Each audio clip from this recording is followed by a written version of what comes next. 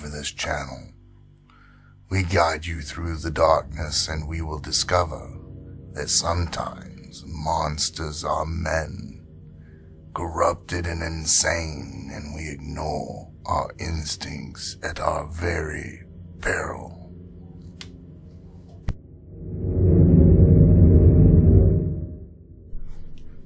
Night Terror, a retelling by StoryMan-Jack.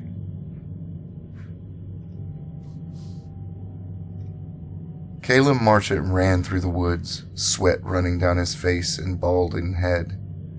The red and black swastika tattoos on his pate dark in the moonlight.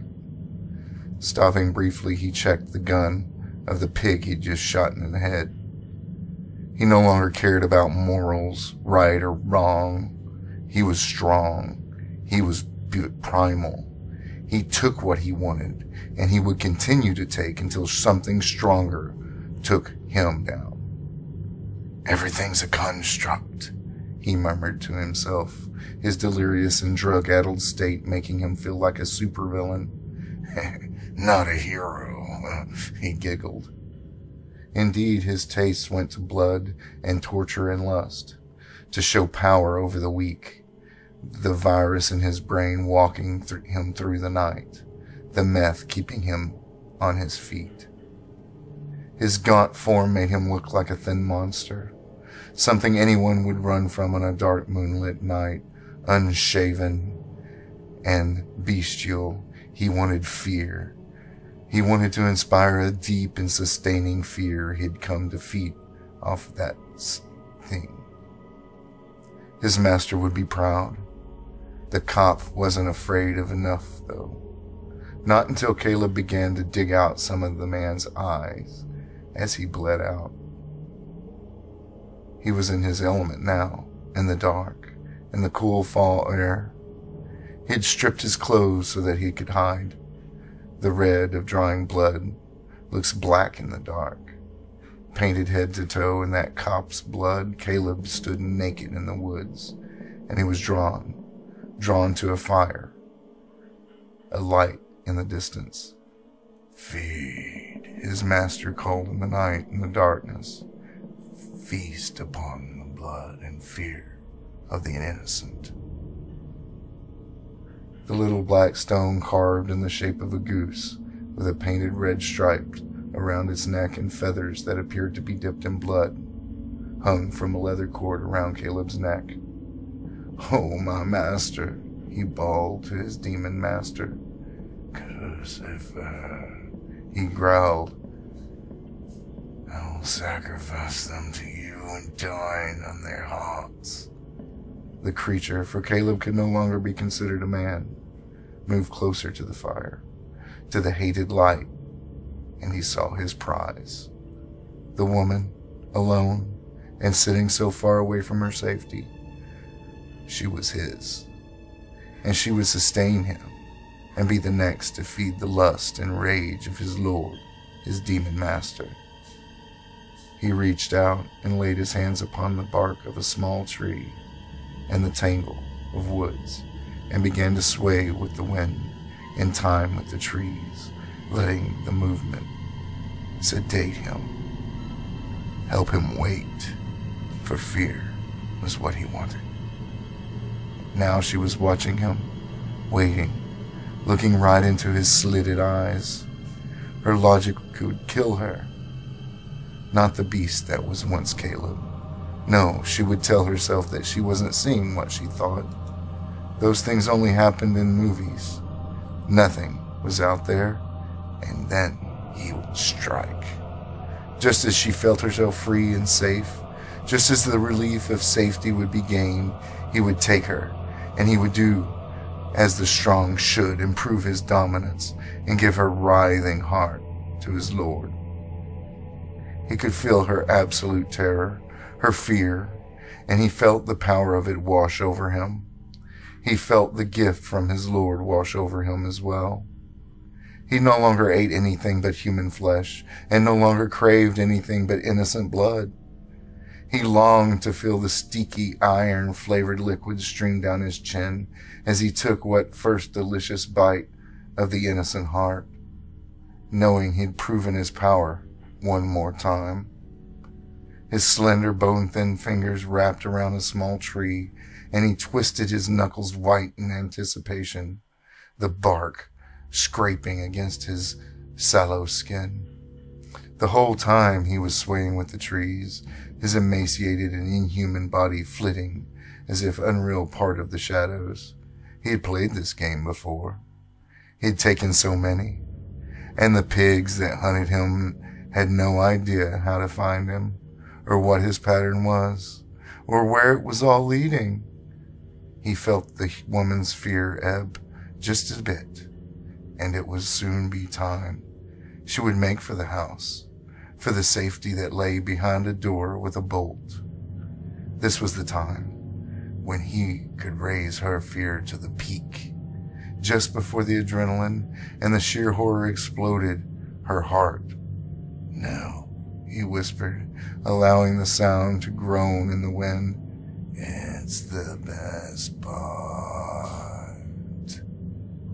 His lord would be unhappy. The soul of an innocent would escape him, and another would need be found to satisfy the hunger of his demon lord, the one who was slowly changing him. There was a time when he sought help, when he wished that being that had appeared in his dreams, the black goose with sharpened human teeth and the fangs of a snake jutting from its misshapen bill. The creature that in his dreams was as large as a pterodactyl, a creature that always appeared with blood dripping from the tips of its cold black wingtips. He told the doctors about it, and they'd given him meds, pills that made him sleep. They called him insane, a paranoid schizophrenic. And though he was just another white national piece of trash and didn't deserve their real help, so he'd given in. He'd taken the offer the dark being had offered. With the power and strength, he no longer would be a slave to his addictions, for they would always be fulfilled, always, so long as the demon got his sacrifice. So long as the blood flowed, Caleb would exist on human flesh alone. He felt the drool drip down upon his chest.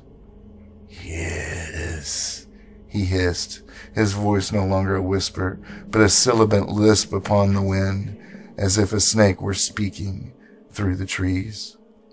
She was running now, the woman, the object of his lust, the object of his master's desire. Yes, she was running, and so was he, moving with the power of hunger, the speed of shadow, and he reached out. Yes, he would have fun with this one. A long time. It would take a very long time. And he thought it even as his bony hands grasped the woman by her smooth, slender shoulder.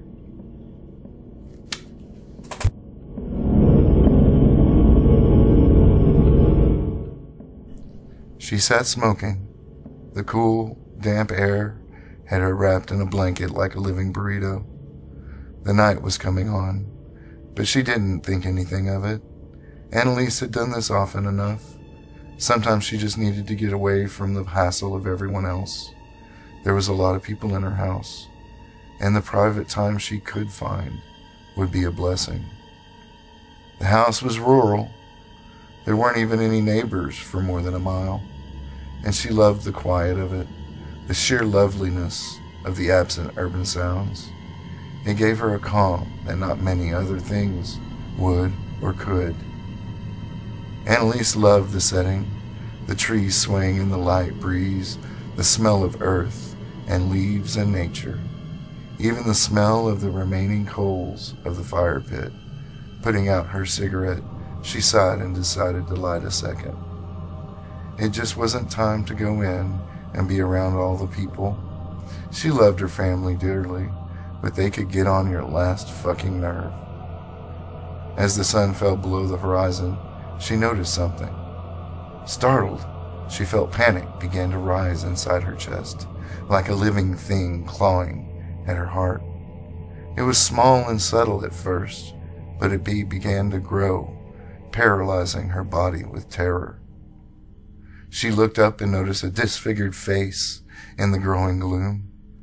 It looked melted and twisted and was watching her through the scraggly trees. It looked haunted, and it increased her anxiety even more. Annalise just sat there, wrapped in her blanket, frozen in fear. The visage never moved, it never twitched, but she could feel the evil, the hunger emanating from it. Sweat began to collect on her forehead in the night, and though she wanted to scream, her terror wouldn't allow her. Barely able to breathe, she considered going for her phone and calling someone inside the house to come out, but her fear filled her mind and convinced her that the moment she moved, that thing, whatever it was, would come for her. She stretched her legs out from under her, as if very, very slowly, that she barely moved, trying to get the blanket to unwrap a bit and fall away. Her fear almost had her unable to do even that. Annalise wasn't a stupid woman. She knew intellectually that there could not possibly be anything there. It was a trick of the failing light, an optical illusion that made the limbs of the trees form an image that terrified her. The logic didn't help Annalise one bit. The feeling like something was there, something dark and hungry.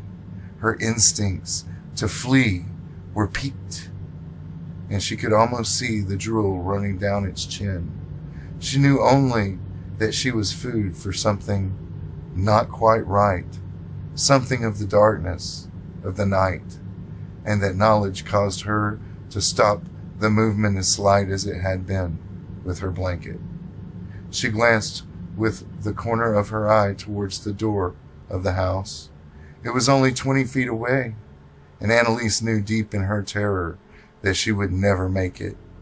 Once she looked away, it would be over. It would be after her, and she would die as food, nothing more, to something dark and hungry from the night. Just when she was about to get her fear under control, she heard something. It sounded like breathing, like the thing in front of her couldn't control itself much longer. The clawing, gnawing terror grew intense, and she froze. She was even afraid to look toward the door out of the corner of her own eye. The sound grew clearer, harsher, and Annalise knew it was getting ready to come for her. The small hairs on the back of her neck rose and stood out.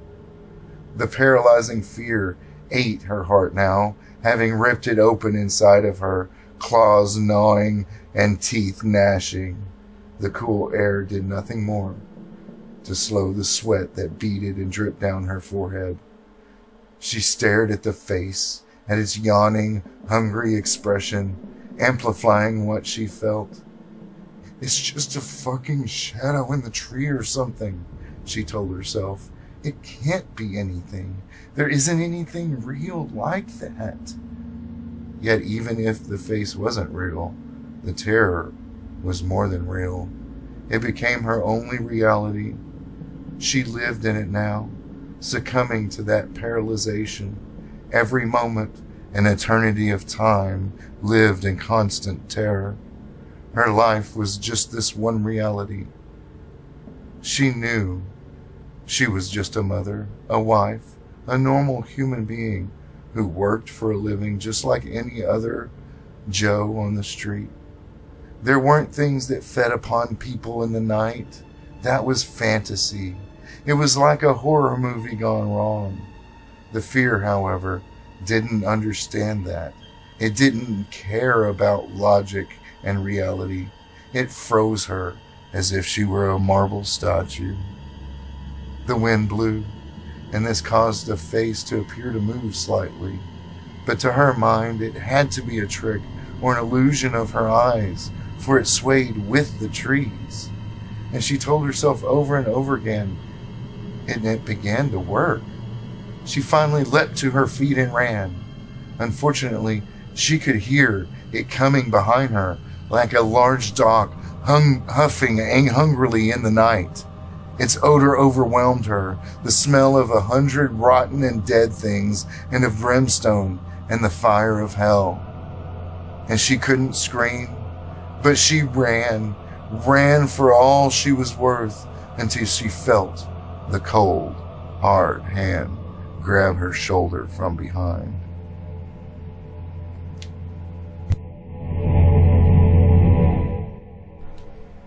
And so the night, the darkness takes another victim, and the light loses another innocent. A man, an insane man, whose mind was given him the power and body of a beast, a primal thing that fed upon blood and fear contained within. Now we release this channel back to you until the night falls again. Nox Vini, fear the night.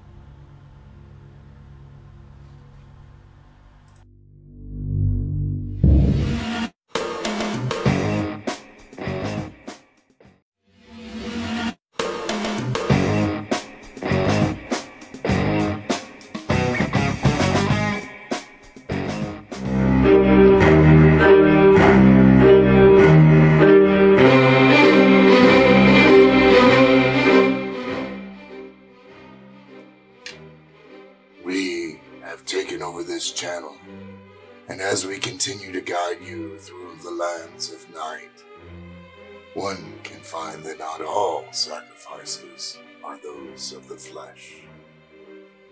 The Doctor-Patient Relationship by StoryMan-Jack. Susan, in her crisp, pale business suit,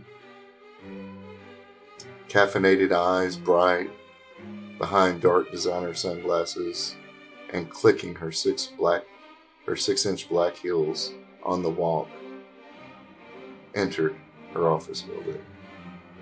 She nodded to the large security card behind the information desk as she headed straight for the elevator, hoping that she was early enough not to find a patient waiting for her when she arrived. Today, that possibility was insignificant since she set aside the entire day for one very special patient. Though unscheduled patients showed up oftentimes when a crisis occurred in their lives. This man, she thought, might be close to committing a crime. Someone very disturbed, someone she wanted to study. She didn't want to study him for a paper or some sort of research project. She wanted to study him because he fascinated her. Of course, she thought, as she stood behind the closing doors, if he's about to commit a crime, I'll gain some points for turning him in. She checked her watch. Half an hour, she noted, and waited for the doors to open. She entered the already unlocked glass doors to her office and noted that Trish, her busty assistant, stood behind the reception desk. "Thanks for coming in, Trish," Susan told the older woman. "As soon as he's here, let me know." She looked the woman in the eye. "Once we're settled, I'll buzz you," she explained, "and that'll let you know that you're okay to turn out the lights and lock up for the day." "What are you doing, Susie?" she asked. "This guy," Susan told her, shaking her head. "Something curious is going on with him." "Mr. Pondwater or whatever?" Trish asked. "That little guy? He creeps me out, Susie." Susan shook her head. "It's Fudpucker, and the reaction you have is only due to his scars," she said. "Your instinct is to be repulsed because of the genetic disorder. It's all biology, and once you speak to him, begin to really understand what he's been through and what's happened to him, what's nearly broken him, you begin to understand that he's asking the fundamental questions that everybody asks without even realizing it." Trish put her hands on her hips. "All I know is that he's a creepy little dude." She paused and pursed her lips. "He's smarter than everyone I've ever known or will know, and he damn well wants everyone to know it. Plus, yeah, there's them scars. I'm sorry, I just can't get past it." "Well," Susan told the receptionist, "everything will be just fine. Trust me, I have everything under control." She made her way through the therapy room, pointed with the most relaxing and comforting decor she could find. Every color, every texture chosen to soothe a person's soul. And then she moved into her small yet functional office. The room was no more than a closet, consisting of nothing more than a desk with a laptop, a few shelves stuffed with established journals and reference books necessary for her field of care. She had a few books, however, that were a bit more unconventional. She looked lovingly up at her rare, if not one-of-a-kind, copy of The Inferior Mind by Hans Asperger, the very scientist that used human test subjects in his horrific experiments during the Nazi era. Everyone knew, but few would admit that some of the most advanced medical and mental health breakthroughs were from that era. Susan admitted it was murderous and wrong what they did, but she couldn't deny that she had no moral objection to using the results of the research, as abhorrent as it was. She hadn't done the experiments herself, after all. Before she knew the time had passed, the buzzer sounded from the desk phone. She touched the button and said, "Yes, Trish? Mr. Fudpucker is here for his appointment, ma'am," she informed, her voice not too pleased. "Send him into the therapy room, Trish, and thank you," she told the woman. The psychiatrist took a deep breath, grabbed her digital voice recorder and notepad, and entered the room. She stopped almost immediately. Something had changed in the man. He sat, scarred, face downcast, sitting comfortably, leaning on the couch. He was relaxed, if not... He was confident, it seemed. Almost like he was sitting straighter than normal. His suit fit him better than the last she had seen him in, and he looked slimmed up a bit. He looked more like somebody going through just a hard time, more than a member of the throwaway class in the mentally ill community. "Well," the sing-song voice of the man said as Mr. Fudpucker ran a hand through his hair, "I do like what you've done with the place." "All to make the patients feel more relaxed," Susan told him as she moved to the opposite couch. He nodded. "So," his eyes moved to hers, and she never flinched back. "What now?" "That is completely up to you, Mr. Fudpucker," Susan told the man as she leaned back. "Be aware that this session will be recorded, and I am taking notes, okay?" "I like that," he said, looking up, closing his eyes and then swaying as if he were high. "You like that I'm taking notes and recording?" she asked. "No," he began, opening eyes and smiling, his cold eyes locking with hers. "That you don't flinch back." He pointed at his scarred face. "I can tell people when people are disgusted." He chuckled. "A little sensitive to it, you might say," he told her. "And you just aren't disgusted at all. You see past it seems." Susan shrugged. "Outward appearance has never been anything I cared too much about in people. I care about what's inside, and if I can help spruce it up a little." "Well, it's not just that," he nodded. "You've got my name right, Janet. Every time from the very start." He paused, tapping the side of his head. I kind of do research for fun. So I did the research, and did you know that with the data I've collected over my life, all the anecdotal misadventures you see, that 99.342% of the time, everyone calls me Pudfucker. At least once, and within 3 interactions, and usually the very first time they try to pronounce my name. It's like they're consciously thinking, don't say it, and then they say it anyway. "Well, that is terrible," Susan told him, "and you may call me Dr. Heinrich, or if you're more comfortable, Mr. Fudpucker." "I'm sorry. I'm truly sorry. I believe it's because we were discussing that very subject. Mr. Fudpucker, you may call me Susan, but my name is not Janet. The man stood and waved the woman away. You seem like a Janet to me, he said, and then laughed, the sound becoming increasingly manic as he held on to it.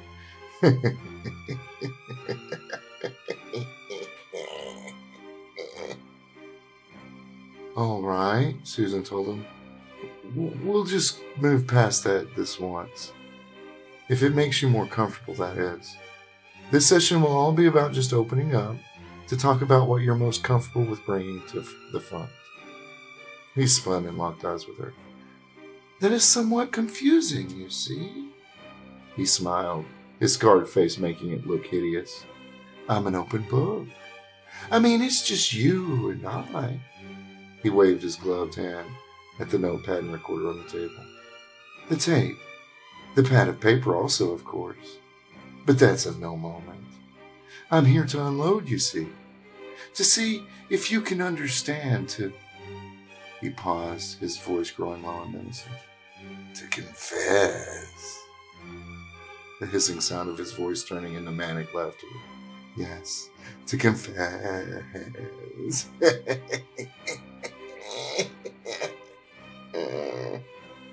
Susan bristled. I see. The guy certainly was creepy. But if he did confess anything of use, she could probably live off his psychosis for the rest of her life. The papers, the research, the books, the whole gamut. A grand or two even in the mix. This broken and confused man could be her meal ticket.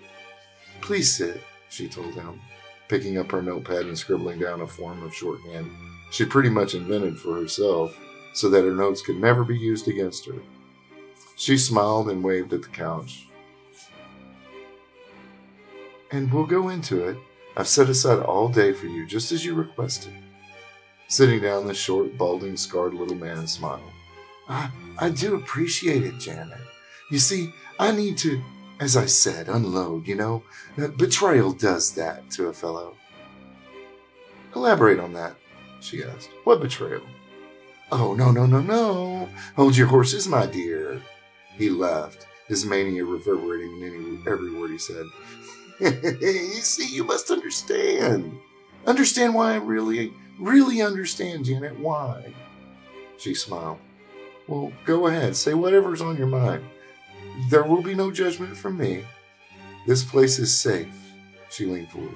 I promise. Well, now, he smiled. Something like she didn't know.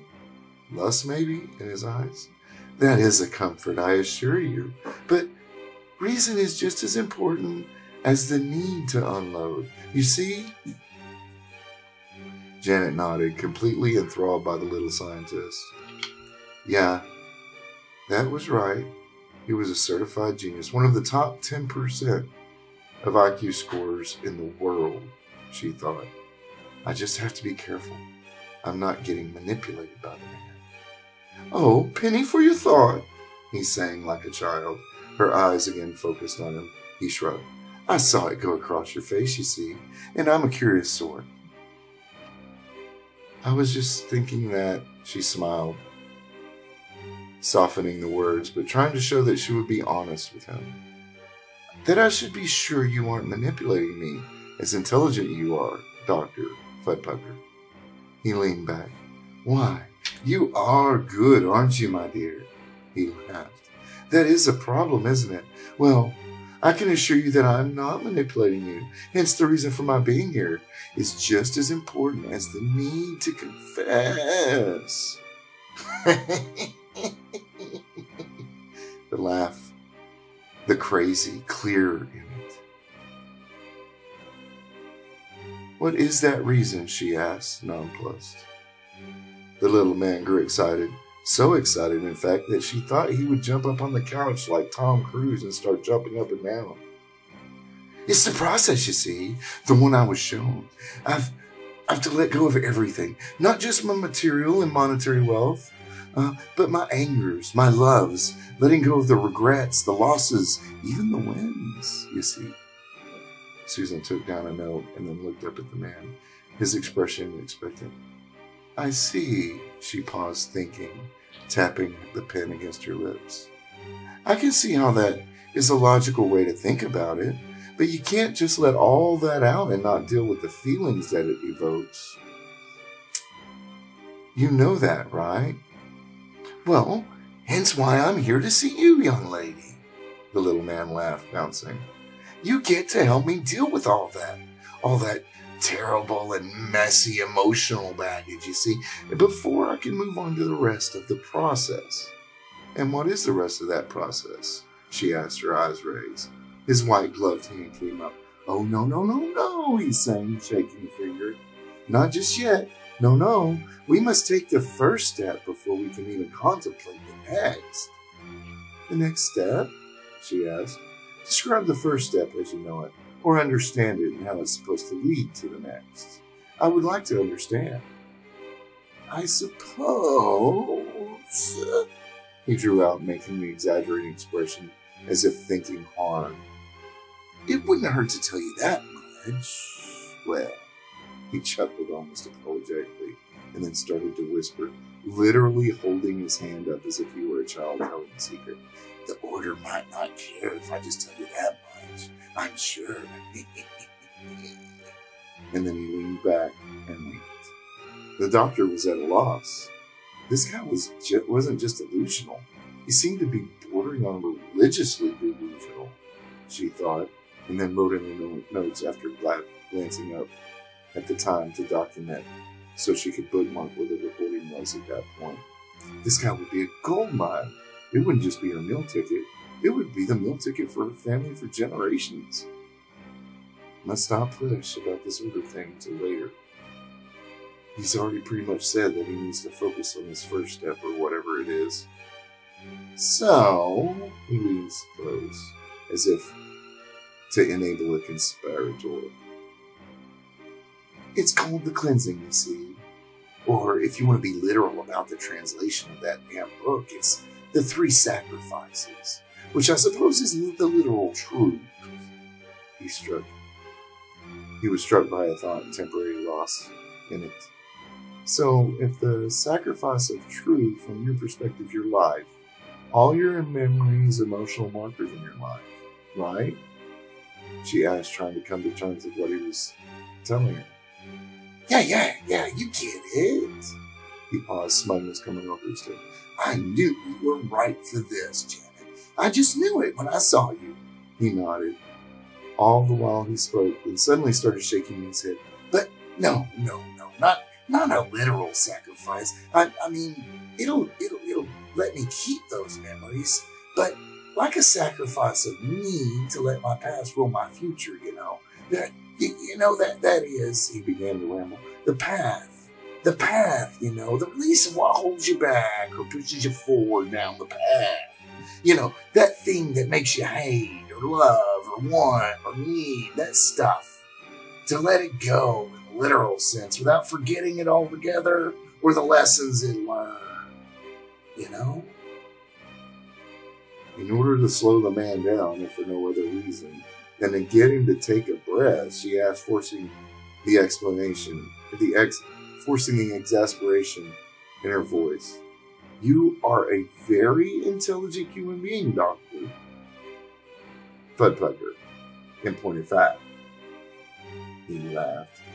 You like saying that, the scientist pointed out. And all that means, Janet, you may call me Leonard if we're going to be so informal. And Leonard fluttered his eyelashes in a comic way, causing the image of Bugs Bunny trying to seduce Elmer Fudd for some reason to pop in her head, and it sent a shiver down her spine. Comfortable, he drew out. But would you like to know why? Susan, lost in his meandering line of thought, didn't even know what he was talking about. Why what? Leonard sighed in embellished exasperation. Why you say that all the time?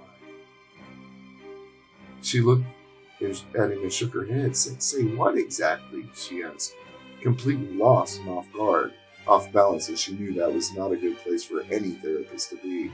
Why you like to say the phrase, in point of fact, or in fact, or The scientist laughed.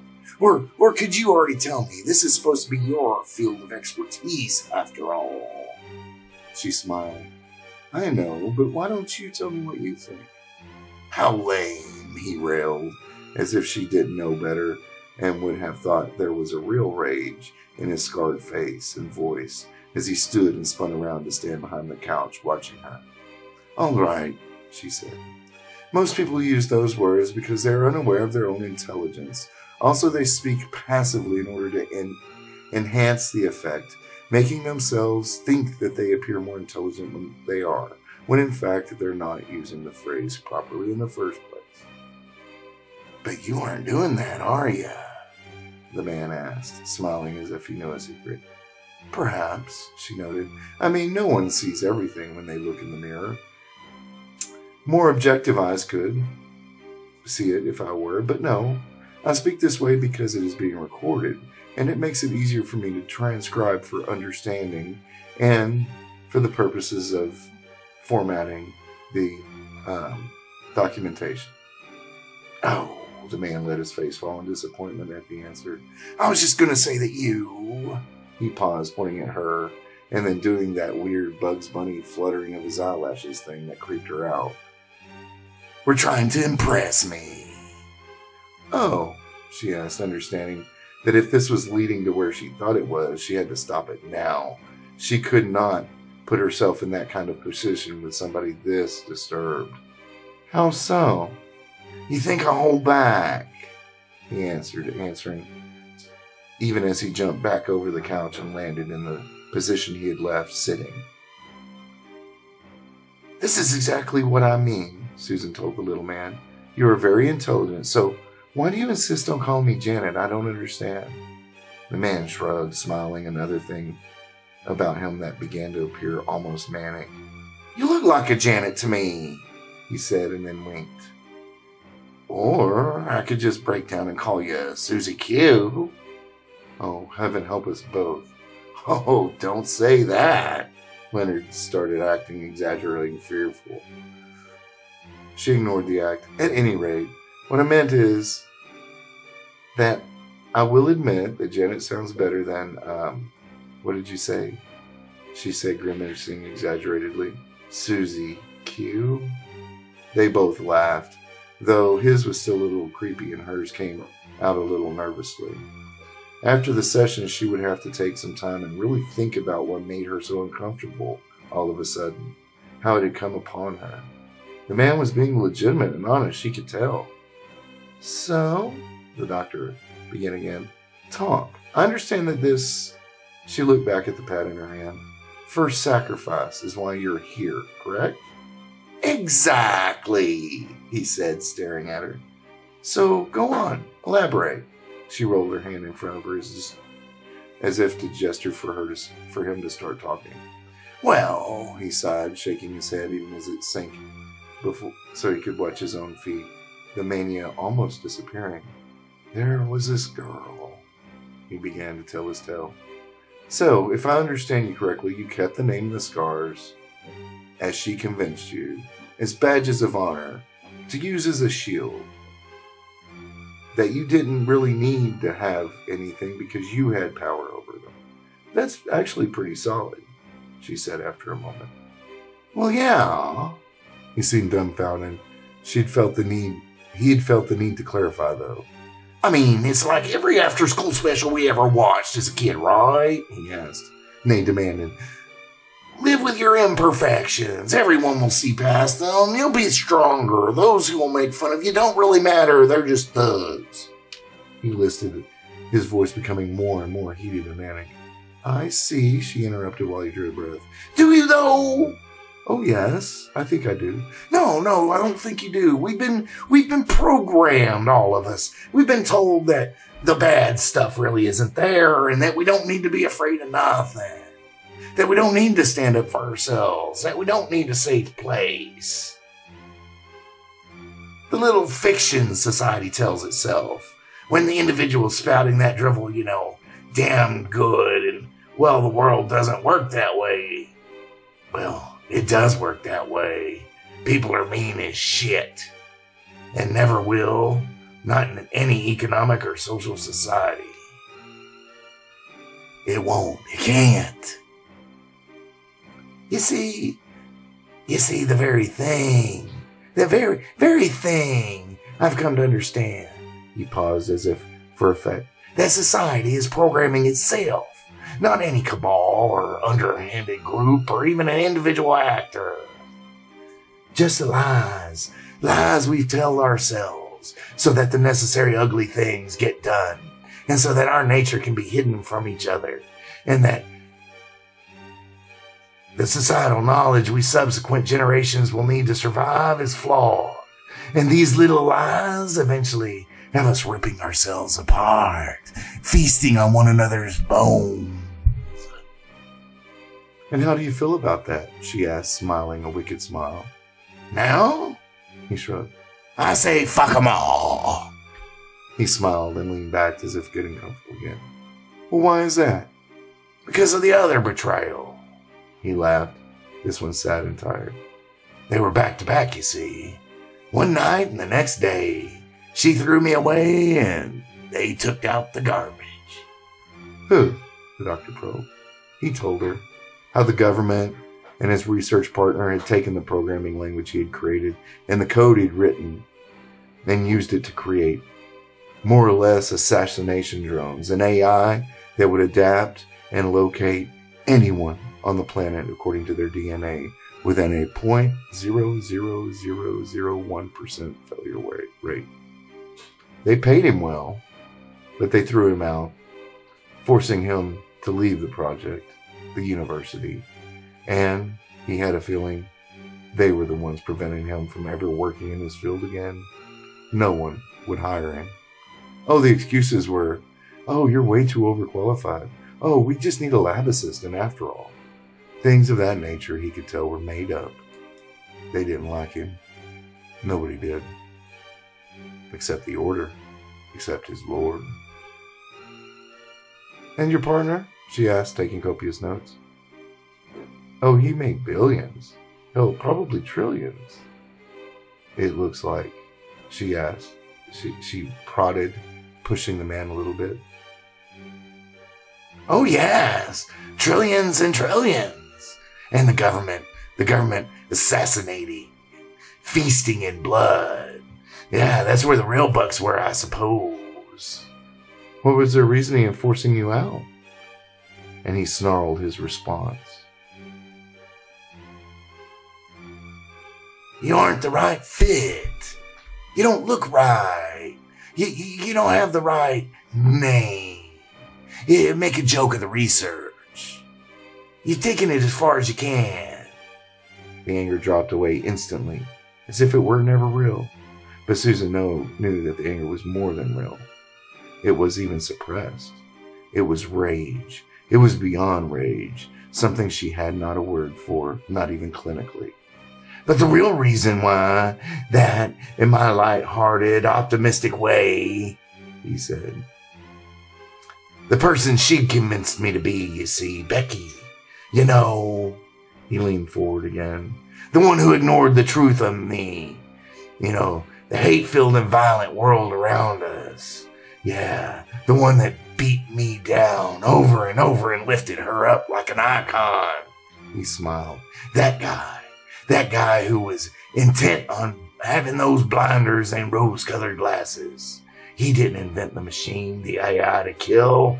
Yeah, to run drones so small they could inject microscopic bombs in anyone's brainstem without detection of any kind. He'd never let them do that. Never. That guy? The doctor asked. That guy is dead. The flat, inviolate, emotionless voice responded. So who remains? She asked, wondering aloud. Oh, well, the man said. That comes to the second sacrifice, you see, Janet, he told her. I mean, I've told you my tale. I've given you up to the past, to the ether. Let go of the emotions. You've helped me greatly, you see. What do you mean? She asked. We never really dealt with anything about how it affected you. You just explained what happened. That, he said, my love, he laughed. My substitute love, at least, for a time. You see, he said, coming really close, the purpose has already been accomplished. I need you for something a little more. She sat frozen, shock and fear registering on her face. The gloved hands, they weren't gloves. They were something else. Something from him. As his hands, the fingers thinned and lengthened. They were otherworldly, monstrous. He was becoming a creature. You want to sacrifice me? For what? She croaked out, her fear clawing relentlessly at her throat. The man jumped back. What? He asked, hurt look on his face. You think I must sacrifice you? The hurt look turned briefly to one of confusion as he asked, and just what sacrifice would you be? I mean, think about it. He shrugged. What would I be giving up? Somebody who just listened to me? Nah, sacrifice has to mean something. Something good. Well, yeah, that's true, the doctor said, the ability to relax coming back to her. I guess I didn't think about sacrifice that way. Too much media, popular novels, television, these movies kids watch nowadays, he told her. Another of those little fictions our society runs on, you see. Fact is, he paused, looking at her. Like how I use that. It's not one of your little phrases. The fact is, he smiled. No wonder, no power responds to just killing, to blood alone. There has to be power in it. And the power of normal folks is the power of sacrifice. It has to take something. Take something from you. It has to be something meaningful. All these lost kids, he shook his head amongst sadness. All the little missing children, he sighed, sighed exaggeratedly. Well, they may be getting fed upon in many senses of the word, but very few are actually sacrificed to darker powers like people think. But when they are, it's usually by someone they love, someone they know, someone who cherishes them. It's that connection, the breaking, the giving it up willingly, the throwing the innocent into the pool of fire, that loss, that heartache, that pain, that's the sacrifice. Though I suppose there are some killed by sacrifices that idiots are making are just stupid. It doesn't give them nothing but lust for blood. And if you have a lust for blood, there should be meaning behind it. His voice was changing, deeper, growling. So, what do you need me for? If not that, she was scared now, fully terrified, and unfortunately, there was no help. She could not get to her phone before he could get to her, and her receptionist was out. Why? He said. Are you not the psychiatrist and full medical doctor and not one of these pretenders? You know, what are they called? Therapists. My favorite one is sex therapist. If you need to figure that shit out, it sounds like your life's pretty fucking good, you know? Despite herself, and her situation, she laughed nervously. Yeah, I'm a medical doctor. And I'm a clown. It's kind of the good thing about my entire life, you see. He reminisced. A clown? What do you mean a clown? What is it about clowns, she asked, her instincts taking over as a doctor. You know, they kind of creep most people out. They do? He asked, surprised. I guess more people are creeped out now that I think about it. I have to force to admit it, you see. I mean, Becky was always terrified of the damn thing. She just nodded and waited, fear showing on her face, and he grinned at it. Because that's the one thing my parents and I did. That one genuine fun thing that we did. Go to carnivals and circus. He smiled to himself in memory. And the clowns, those guys, the outcasts, the ridiculed, the carny folk, the lowest of the low, doing their best to make their betters laugh. Like you? The man laughed. Oh, yeah, only by a little bit, though.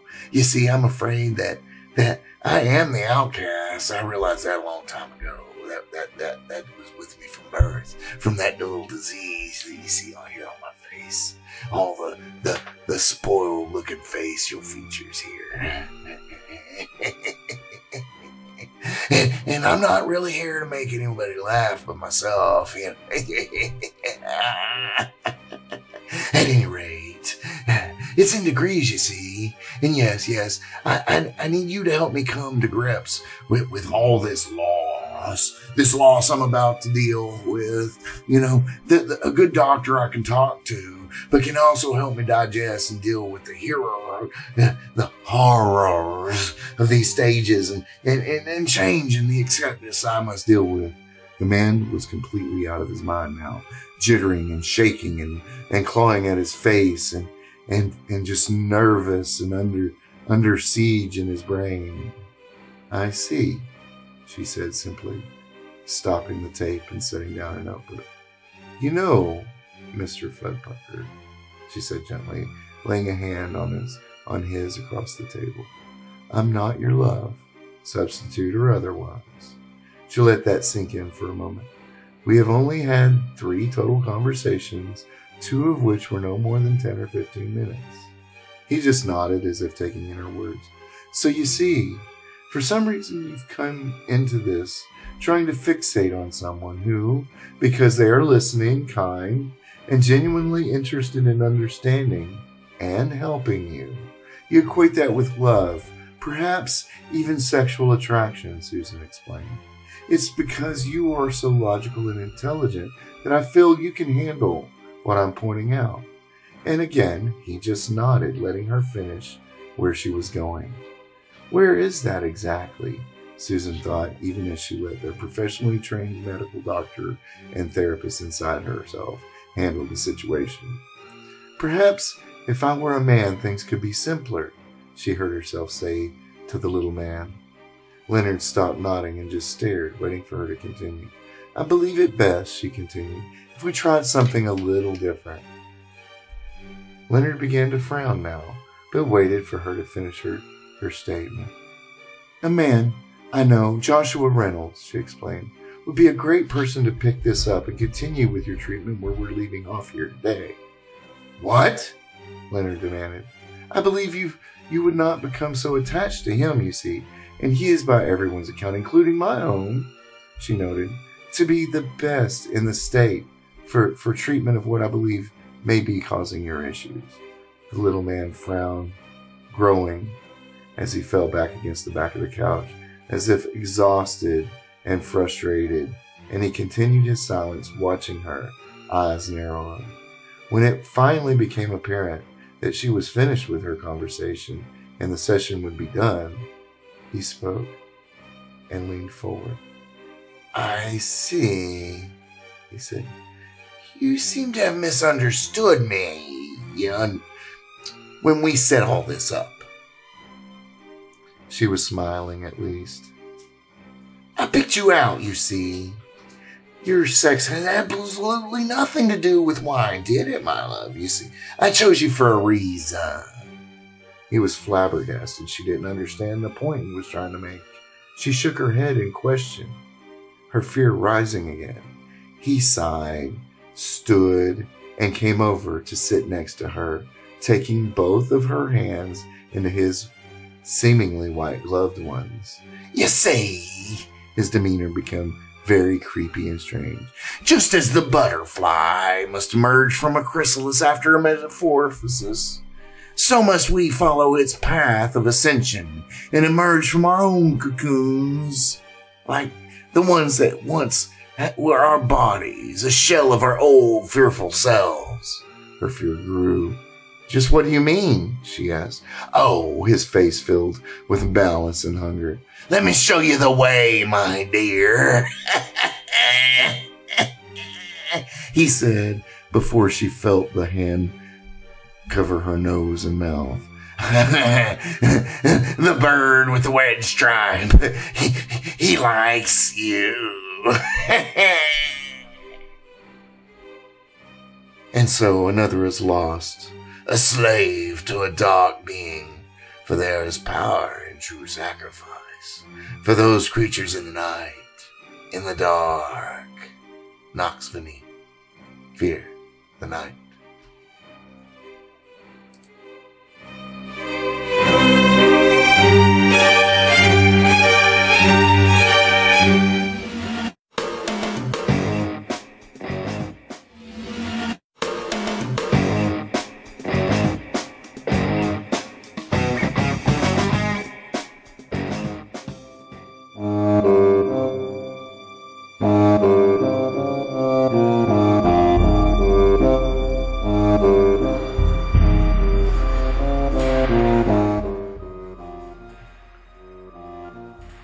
Once again, we have taken over this channel. And as we continue to guide you through the lands of night, you may discover that one person's romantic is another's monster. Clown, a horrifying romance by StoryMan-Jack. He watched the cabin. It was a large, ostentatious building. Not really a cabin at all, but more a chateau. The main floor made up almost entirely of glass. He watched the woman, the beautiful, wonderful woman he'd loved pretty much all his life. The master had given his price, and though he never wanted to pay it, he had little choice now. And the hunger. The hunger was near to overwhelming, clawing up through his bowels and into his chest, like a monster seeking escape. His white-gloved hand gripped a small tree as he remembered what brought him to the remote cabin in the mountains, following the love he'd never really pursued, but always craved. He'd been sick when an infant. His parents called it a miracle from God that he'd even survived. The rare disease left his face scarred and pitted, his cheeks little more than disgustingly scarred tissue. The hideousness of his visage was not the only obstacle Leonard was born with, unfortunately for him. His family name was Fudpucker. That's right, his parents actually named him Leonard Ernest Fudpucker. It wasn't that way anymore, however. He brought his attention back to her, standing in the glowing family room, seen clearly from the tangle of trees he had chosen as his hideout. Her husband was in the upper part of the building, surely asleep. The dogs are tasting good. Dogs. Becky to him, had grown up next door to him.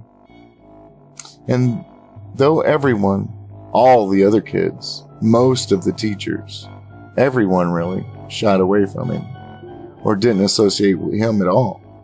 But her, his Becky, she did. She was a light, and everyone saw it. She was the homecoming queen, the prom princess.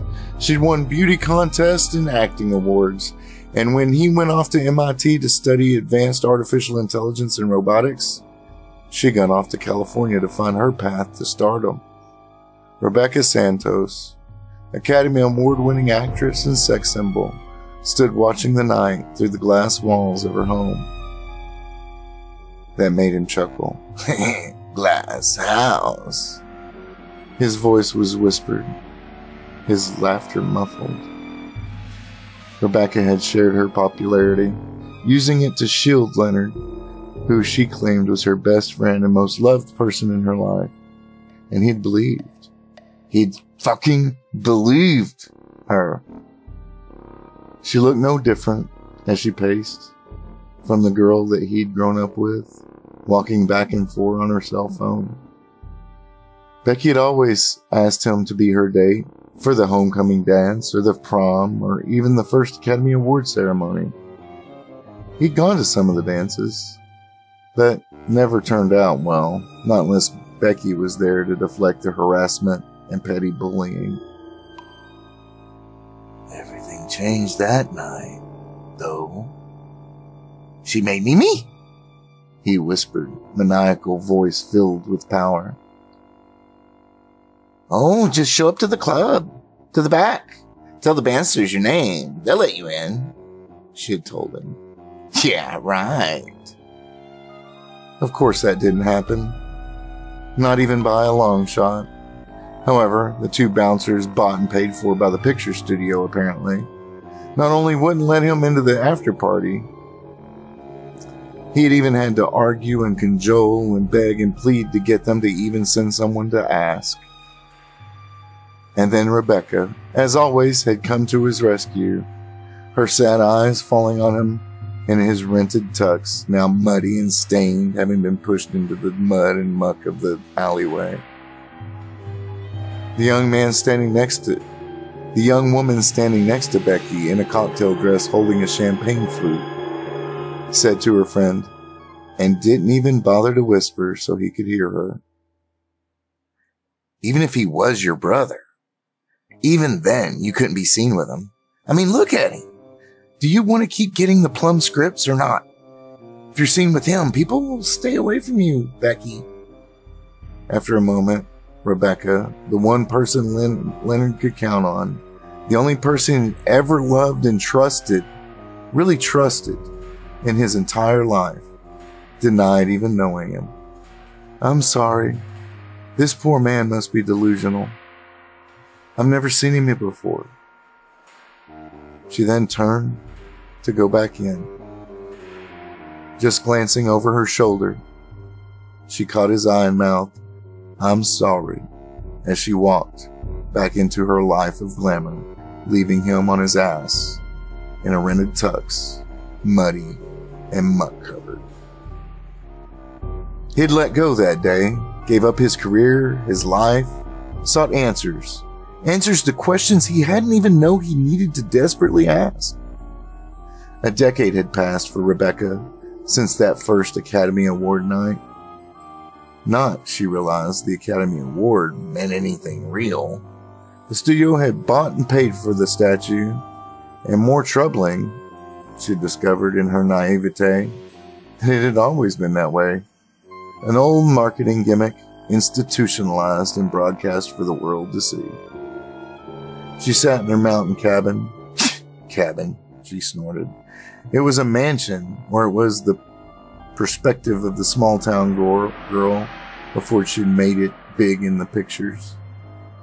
She found herself wondering what Leo was up to, and she'd not heard or seen anything about him since she'd betrayed him.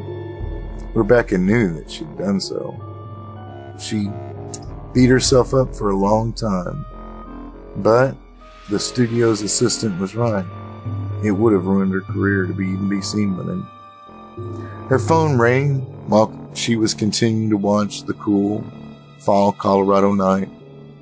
She clicked the button without even glancing at her phone. Not many people had the cell number. Just her two kids, her husband, and her personal assistant.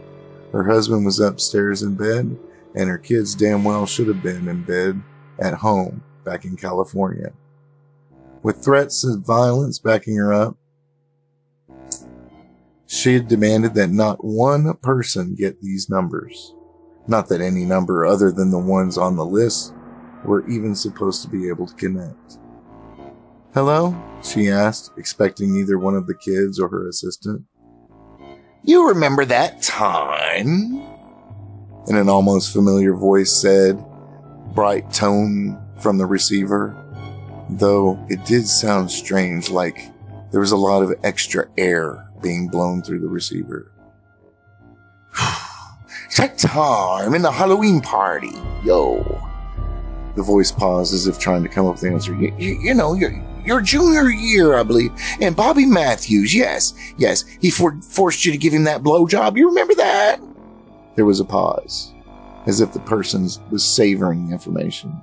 And do you remember that he told everyone in school how easy you'd been? I think it went something like, Just push her head down. She just needs a little direction to get a job done. Who is this? She demanded, her voice low but harsh. And do you remember that time? The voice continued, as if it hadn't heard her. And now it wasn't just bright, but there was laughter in it. That time those guys, they found out you were afraid of clowns. They all dressed up like clowns the summer before you left for the bright lights of Hollywood, you know. And they ended up smacking you around, ripping your clothes off. You were afraid they were going to rape you then, too. I'm calling the police, she said into the phone, and then glanced down at the screen. The number was unknown, etched. The voice continued. You never wanted to tell anybody? No. But it was me. Me who had to hold you, let you cry, and care for you. Me, you know, the guy you denied ever knowing. The guy that you left in a puddle in the street because some little bitch said it wasn't good enough for your image.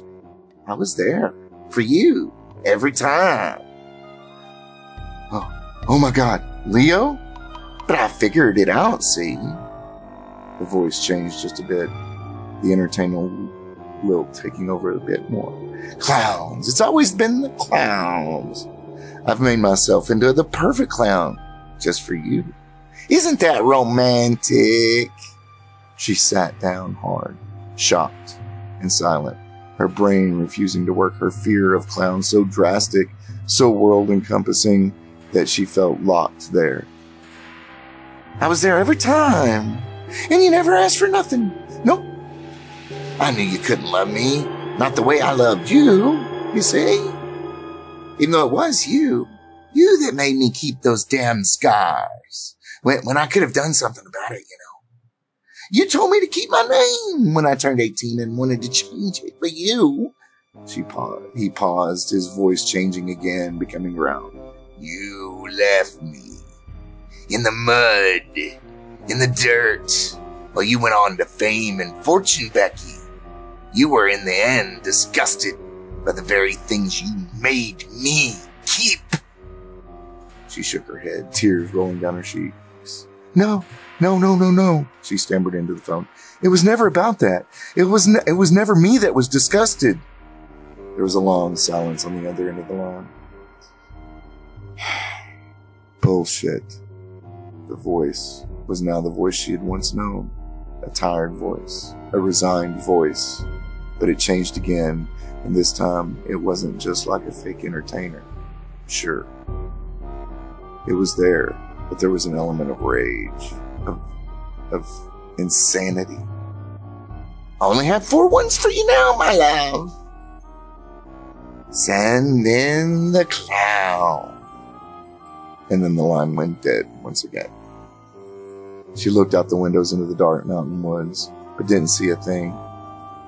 Surely caretaker's dogs would have barked if anyone were out there. She opened her phone and found her assistant in the contact list and tapped on the picture of the red-headed woman. So, couldn't make it one night without your entourage? What is it? Jordan getting boring in his old age? Is he already asleep? Janet, her assistant asked when she answered. No, Rebecca said as calmly as she could. Something weird just happened. Oh? Janet asked. What happened? Someone called me, but the number that came up was unknown, she told the assistant. What? Janet's voice was surprised and then grew frustrated. They told us that the line couldn't be called by anyone but the ones listed in the application. If somebody's hacked it, she paused. Can you give me 10 minutes? I need to call them and find out how that happened, she asked. Rebecca sighed in relief. When you do, can you see what you can do about getting me the number that called? I think I know who it might be, but I just really need to talk to him if it is. What? Her assistant asked, again surprised. So this was someone you want to talk to? Not just another crazy who saw your picture in a magazine and is obsessed over you? Yeah, someone I grew up with and went to school with, I think. Oh, okay, Janet replied. I'm not sure if I can get the number, but I'll see. Maybe I'll get a guy and use my sexy voice, the one I modeled after yours. Rebecca laughed, glad Janet could make her feel a little better anyway. If I actually sounded like that, I'd have somebody shoot me, she told the woman and hung up to let her do her thing. Not but a moment later, the phone display lit up again with another call, and again the number said unknown. Leo, is it you? Listen, I never got a chance to explain. Ah, not Leo, love. You may call me Mr. Pudfucker the Clown. And then the horn honked. Would the little boys and girls in the house like to play a game with Mr. Pudfucker? He asked. Leo, it's not funny, I hate when people called you that. You know I did. There she is, the little angel, the one that came to the rescue all the time for poor little weak Leonard. Leonard Pudfucker. No, you see, I've embraced it. The voice paused again. And you know what? Everyone laughs when they hear it. Adults, children, old ladies, dogs. Not the cats. Not sure why. The cats don't like it. But Pudfucker the Clown, what do you know? What do you do? And all that. I know where it comes from, and it's not funny, Leo, Rebecca told him. Little Becky isn't answering the question, the clown said. Do the little boys and girls in the house, the one located at 114 West Ridge Road in Anchor, Colorado, zip code 80221, want to play a game? I promise it'll be fun. For me, anyway. Leo, how did you get this address? She asked. Do you want to play, or do you want to play a guessing game? It sounds like you do want to play a guessing game, see? You'll never guess how I got the address. Horn again. Well, I guess what I did first when I found out my research was being stolen from me at the university. Because of my name, my scars, nobody would take up for me. Nobody would take up for the little guy, the fat one, the weak one, the one who whined all the time. And then the phone went dark again. Before she could think or do anything, her assistant's number lit up the phone. What did you find out? This is crazy. I'm on hold on the other line, Janet said. They're trying to figure out what's happening since they say this is not supposed to happen. It's on a closed loop. What about the number of the person calling me? Rebecca asked. Yeah, that's what they're trying to find out now. I'm told they have to find out what that number is before they can figure out where it broke into the loop. He called me again, Rebecca stammered. He doesn't sound right and I'm getting scared. So it is a crazy, after all. I'm getting confused, girl. Is it or is it not? It's someone I know or used to consider one of my dearest friends in the whole world, but she paused. I don't know, Janet. Maybe he had some kind of psychotic break or something. Well, don't worry. I'm the only one who knows you're there or where you are. Not even the kids know where you are. Janet, Rebecca whispered into the phone. He has the address. He recited it to me not just a moment ago. What? He read off the address to me. He knows exactly where I am, she told her assistant. All right, that's it. I'm calling the sheriff, Janet told her. Old friend or not, you sound scared, and it sounds like this guy's lost a screw or two. I don't really want to do that unless I have to. Rebecca again looked out the glass-clad family room and could find nothing inside or out that was misplaced. The view was still amazing, even in the dark, by the moonlight, and the caretaker's dogs made not a sound. No arguments, Janet said. It will take them forever to even get up there as it is. All right, Rebecca said.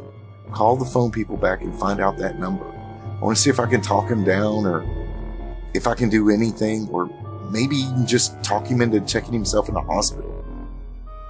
Okay, not a good idea, girl, but let me get the authorities out there just in case, and I'll let you know what I can find out who it is.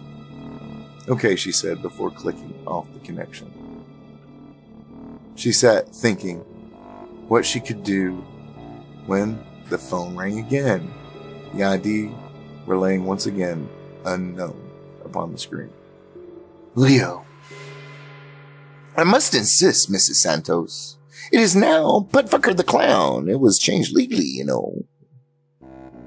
Why would you do She shook her head, dropping the jibe. She had to play his little game, just to see where it went. No, wait. What did you do after you left the university? After your research was stolen? She asked. Oh, you couldn't guess? The laughter was maniacal. I can't blame you after all. It was the least possible solution to my problem. I ran the algorithm myself. What was your problem? I don't even know what you're talking about, Rebecca continued. That was the thing. You see, I was just as confused as you are. I don't know what my problem was. The voice was crazy. The more she listened, the more she could hear the psychosis in it. I knew something was wrong with me. For even the most beloved person. The one thing my entire universe. Someone who had always been kind and protected me. Rejected me. And humiliated me. In front of everyone. Why was I the joke? A joke in my work?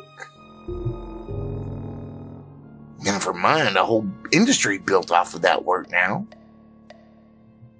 Neither of those two questions was the most necessary. Why did people stay away from me, and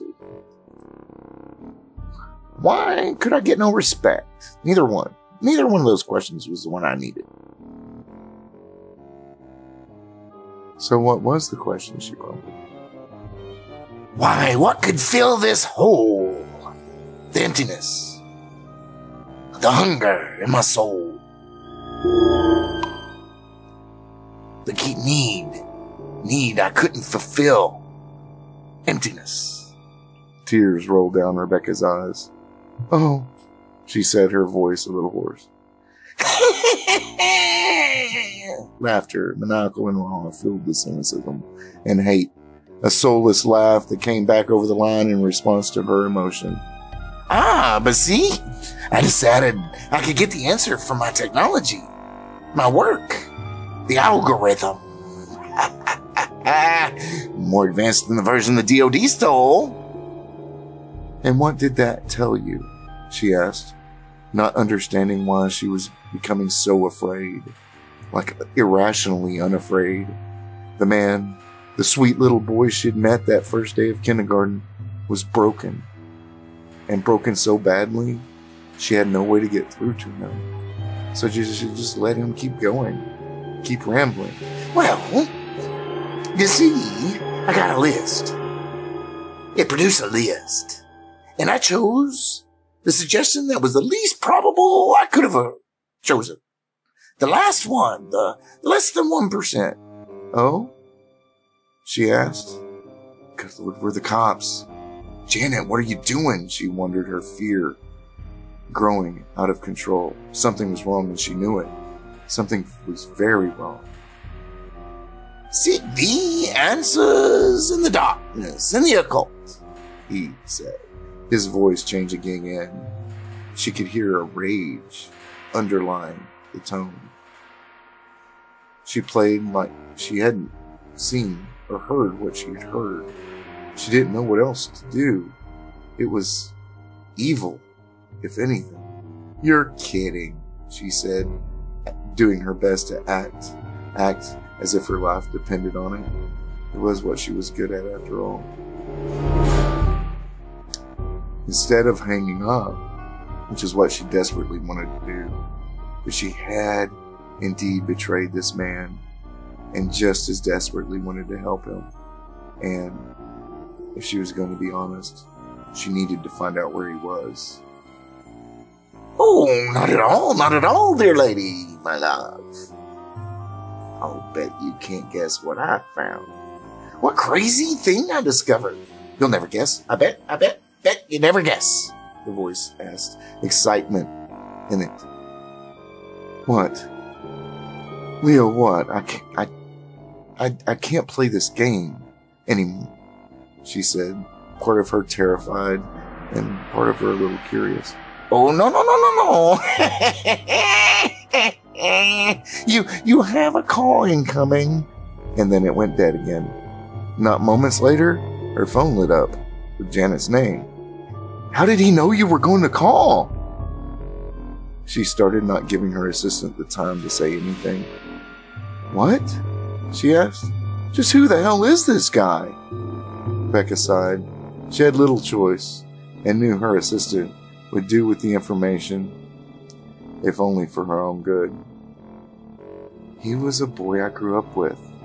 And then he was a man who invented technology the government uses in their older digital systems. And I think those assassin drones that there's rumors about. Dr. Fuddpucker? Janet asked. Rebecca drew her phone away from her face and stared at it in astonishment before placing it back to her ear. How did you know that? She asked. Hang on, I didn't. Hang on. It's not time. I have to call you back. Janet hung up. The strangeness of her reaction was amazing. Again, her phone lit up with unknown moniker. She knew it was Leo. Now, young lady. How do you greet me now? His voice, a scolding, mocking tone. Well, okay, fine. She gave in, her rolling her eyes. Pudfucker the Clown. She frowned, saying the name she'd always hated. Ah! He laughed a little sleepy grin. It is so nice to hear it in your lovely, sexy voice. She decided to keep him going, forgetting the question of what was going on with Janet. Just exactly what did you discover? Oh, a whole lot of people. Big group of them. You know, people like me that were unfortunate. Thrown away by everyone, by society, by the world. By those they needed desperately. Love them. Threw them out. Rejected. Demoralized. Apathetic. And what did you learn from them? Of them? She asked, while at the same time trying to figure out if he'd met them in a psycho ward somewhere. She'd long suspected, even when she was younger, that Leo was on the spectrum, that he had something like Asperger's or something. Well, the first thing everyone learns, of course, is that to get what you want, the great powers of the universe require sacrifice. He explained it in a tone like a child explaining the obvious. Perhaps like a child would explain what's in peanut butter and jelly. It's so simple, I couldn't believe I hadn't thought of it before. I mean, I'm supposed to be a genius, kinda. She was horrified. The occult, a group, sacrifices. These were not words that were good when used all together like that. Sacrifice? She asked, regretting the question even as she voiced it. Oh, yes. You see, the first must be in blood. And would you know, not just any blood, not the chickens, not cows, but your own blood, he explained as if telling secrets. Rebecca's face turned pale. Oh, little Becky's disgusted. We can tell that by her breathing. Harsh and raspy. She might even throw up. Too bad, just too bad. The crazy man told her over the phone. He knew that now. Her Leo was no more. She had no idea who or what this thing was. So she said nothing. Well, you see, first it was the scarred cheeks, you know. I took a surgical knife and just peeled the ruined skin right off. Did it right in front of that altar, too. Naked, beautiful women writhing in my blood. It's a high I can't articulate. He told her as if he was admitting a nasty little vice, not anything really important. Oh my God, she shuddered. The clown laughed again, maniacally, more emotion and malice in it than there was before. I don't think it's the god you're thinking of. I'm quite sure of that. And then the line went dead. Rebecca moved then, went outside on the deck to pace in the cold fall mountain air, cooling off her hot skin as it sweated.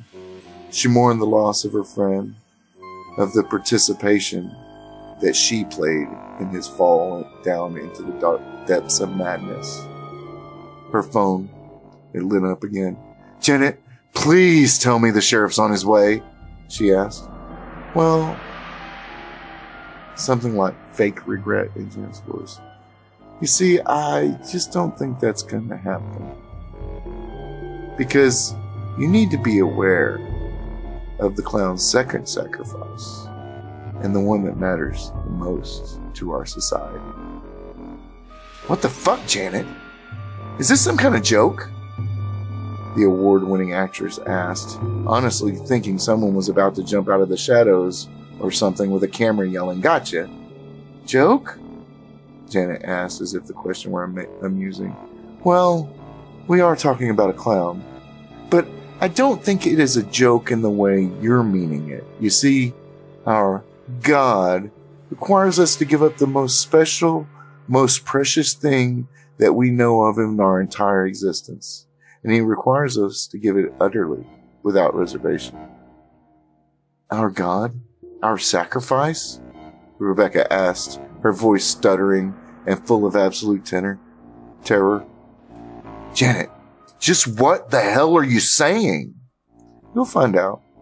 The woman she trusted more than anyone else in her entire life said, because the clown is calling from Jordan's phone. She paused, the words sinking in, and then continued with a giggle. Sorry for your loss, her assistant said. Well, losses. Yeah, losses. And then the phone hung up, just as a white-gloved hand wrapped itself around her, covering her mouth and nose. When Rebecca woke, the shadowy and foggy world coming into view came slowly, the low light and silence unfocused and diffused. She was in a hard chair, wooden, and her wrists were raw, where what felt like wet leather had wrapped around them. Sluggishly, the view came into focus, like she was coming out of a surgery. Drugged then, the thought skittered across her burgeoning consciousness. Once she realized just what she was looking at, the scream that began deep in her soul and rose through her nauseated belly, up through her shattering heart, tearing her award-winning voice, the powerful wail of a wife, of a mother, of a loss that was incalculable, barely muffled by a ball gag she had stuffed in her mouth. The scene was one of horror. The heads of her husband and children sat before her, severed from their bodies. Dried blood seemed to have dripped down the unmade bed onto the hardwood floor. Their arms and legs were also severed and nailed upon the wall above the headboard. The pattern was one that resembled some sort of bird, a duck, or a goose, or some similar fowl. Painted on the wall was a pentagram. No, not paint. Blood. The blood of Rebecca's family. Their entrails hung from the windows on either side of the king-size bed like holiday bunting, dripping like red syrup. Without her conscious volition for the shock she found herself in, placed little Becky Santos in a being of consciousness that few rarely could find themselves in. completely aware and articulate and knowing, while witnessing one's own mind breaking, shattering, destroying itself in such a way it would never, could never be made whole again.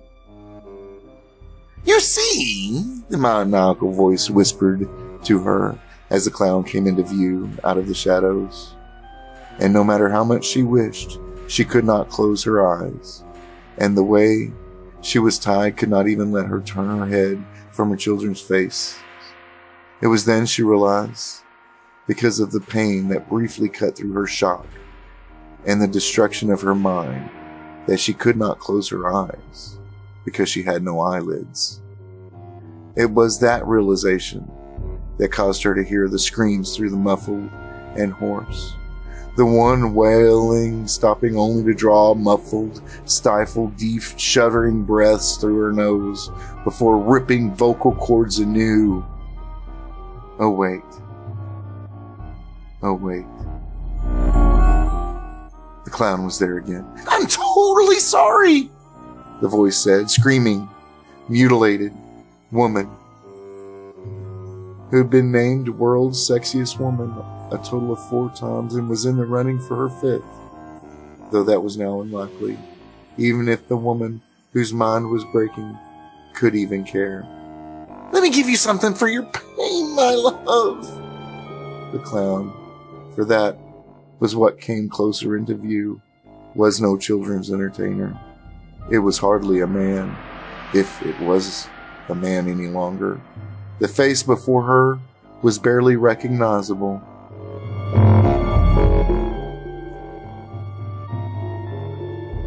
She could only barely see the man she'd once called her best friend, and someone at one time she thought she'd married before their lives diverged.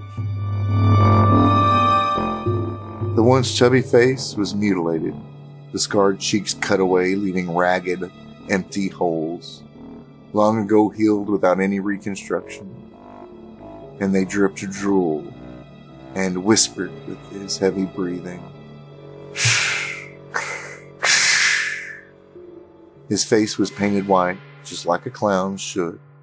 Yet that drool and those holes, his mutilated face, a round red nose and curly red wig were the only 2 things that resembled the traditional definition of a clown.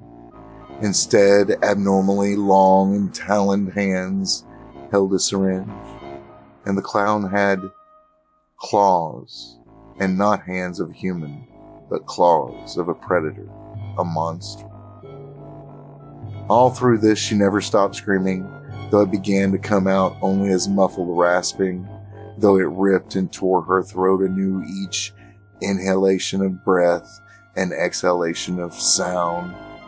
Her award-winning voice box would be no more, simply burned out. Rebecca didn't even feel the liquid the creature that had been created out of the person she'd always believed her true soulmate pumped into her arm. "There you go! That should help." She felt her body stop. Just cease. Not because the horror ended, or her mind was halted. The meltdown continued, but because the ability of her body to do anything slowed and then stopped. Only her raspy, shallow breathing and slow heartbeat remained on automatic. "This should allow your old silly body to shut up and let you really feel the pain. You know," he paused, laughing like it was the funniest joke ever. "You get the full effect, see?" Her breaking mind shuddered as it disintegrated, frozen in time, in that infinite space between moments, as if a dark hand held her there in the world of blood and pain and loss so profound that just the imagining of it would break men's souls. She felt it then, fire, like white-hot brands all over her body. The body she now knew was naked and bruised, cut and branded all over. She only knew this because of the pain, the white-hot searing agony that had no measure, flowing through her seared skin and into her drugged mind. All the while, her whole world, her whole universe was just the sight of her husband, one child on one side of him, the other on the other, covered, and their blood covering the grotesque arc behind their severed heads. You see, I had to sacrifice what was most important in my entire reality. The one thing, I would have given everything I'd ever wanted, needed, or could live without. The one thing I'd sacrifice my very existence for. That one thing, that one reality-affirming reason for my existence, I had to sacrifice it. The face came unnaturally close to her locked eyes. It was the best joke, you see. Perfect for a clown. And I should know. He stepped back and pointed his thumbs to his chest. Clown, duh. And then he pulled back in so that he was right against her face. And as her mind shattered, finally letting go, she heard him let her know one last thing before oblivion took her away. One last jibe that would burn her soul for all eternity. You see, to get yo, I had to sacrifice yo. Isn't that the greatest joke? So I guess I'll just get what's left over, unfortunately. But, you know, whatever. And then everything faded into blackness and maniacal laughter.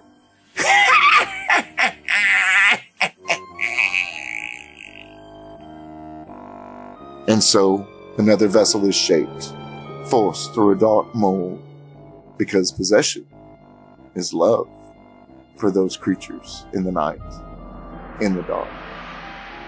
Max Fini, fear the night.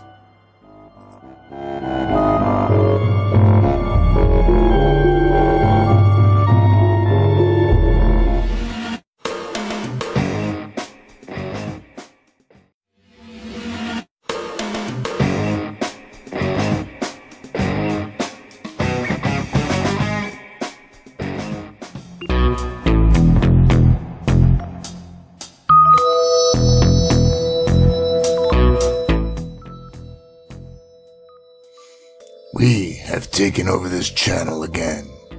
Let us see how those who are cast out can be granted dark powers of their own. The Order by StoryMan-Jack. The forest was quiet. Not even the lowly crickets were chirping. Leonard Fudpucker drug an unconscious woman by her hair towards the bonfire with the great black bird statue behind it. Rich people, he muttered, always overdo the wrong things. People stood in a circle around the fire, most in black robes and hoods covering masked faces. Those who were robed had suits underneath those robes, he knew. But there was another in the circle, one who looked more animal than man. Leonard giggled. Is he gnawing a human hand? That's rich. And then he laughed maniacally at his own joke. The leader of the Order stood at the top of the circle just before the great goose effigy. Leonard could feel the glare behind the mask. What have you done? He asked, his voice hoarse.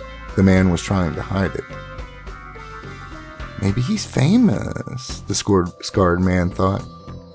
How do you mean? I mean, I've done a lot of things lately. Most I'd care not to share, if you please, Leonard said. I mean that you have brought an uninitiated to our night of worship. There was real anger in his voice. Leonard spun. What about him? He pointed at the bestial man. Who has he brought? Surely that isn't his own hand. Does he grow them to be plucked from his person whenever he has a peckish nature? The creature looked down at the hand he'd been gnawing on, as surprised as if he still had it. Oh, Well, at least won't miss this little bit, I'm sure. He joked in his growling, bestial voice. Why? The leader asked again, demanded really. As I was instructed, Leonard said, his voice low, calm, and dangerous. She is a tool when I need to complete my sacrifice. The hard-eyed man was quiet for long moments. Explain. She's a doctor, and I'll need her once my commitment is made clear. He explained, and then his own eyes grew hard, forcing the leader to take a step back. She was chosen. He drew it out. Then begin, the man said, his voice low, and began to chant. He looked down at the woman and slapped her hard. Janet, wakey wakey, it's time to wakey wakey. What? She asked, coming around. It's time to earn your pay, my sweet. Oh, okay, I'll be able to go after that? She begged. Well, let's see how well you do, you see, he explained. This is my physical sacrifice. Already did the mental one, and now it's the physical one. I don't understand. She noticed the bonfire and the road figures and scrunched closer to him. Well, what are you doing? Her fear was exquisite. You see, my physical sacrifice, it'll be great. And if I do not have a doctor on hand, I'll probably die. Yep. So you see, you'll need to save my life. Then I can go? She asked, pleading in her eyes. Well, sure. If I live. If I don't, he shrugged. Up to them, he pointed around the circle. And they aren't quite as nice as me, you see. She began to tremble. Well, save me and you won't have to worry at all, see? Come on. He grabbed her long hair and began dragging her. The circle of people parted, through which the chanting continued. He drug his captive to the low altar before the stone effigy of the great black goose with a red neck stripe and wingtips dipped in blood. Leonard Fudpucker knelt and began breathing in and out with the unintelligible chant the others were reciting. And when he was ready, he howled a long, lung-filled howl, and it sounded bestial like a creature of the night. I give my hate to thee. I give my shield and my name. The hate that made me who I am, I give it to thee. His hand reached up quickly, and without thought, the scalpel slicing through the skin of his face, the scarred and pitted cheeks. It took a long time, and before he was through, his doctor was screaming and almost out of her mind with terror. He grinned at her, blood and saliva coming out both sides of his face, and his blood-filled grin. Save me, he muttered and fell over. She could run, and she thought about it, really did, but the people, the crazy fucking people in rows, they'd gathered around her, and it snapped her out of her filled haze. She grabbed the black bag someone had placed under the altar and went to work. And after more than half an hour, she had him stabilized enough to let him rest. The likelihood he'd survive, given the tools and the severity of his mutilation, it was almost nothing. He wouldn't survive, and that meant neither would she. But the last thing Susan, who Leonard called Janet, knew was the pain in the back of her head.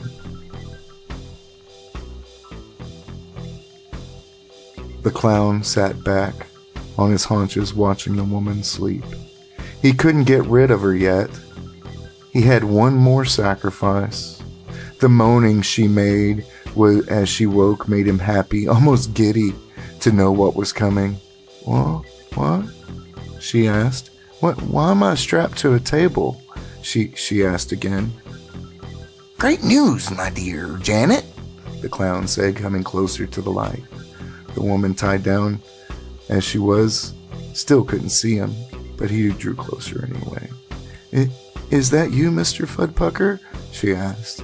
Yes and no. So you're gonna let me go? Yeah, I mean, obviously you survived, she said, her voice nervous. Sure, I did say that, didn't I? Well, but you see, there's just one last thing. Then I'll let you go, okay? Oh, okay, well, if I can go, that means you won't kill me, right? You aren't going to kill me, are you? The woman pleaded. No. Once this last thing is done, you can leave as you wish, you see? He laughed, crazy more than evident. You just won't want to, he finished and walked into the light. Oh, and you can call me Pudfucker the Clown. Susan began to scream, and she did not stop screaming even after lightning was touched to her head. And so the wasted, the unwanted, and the disturbed feel their power and indulge it. In the dark, in the night. Until next time. Nox Veni. Fear the night.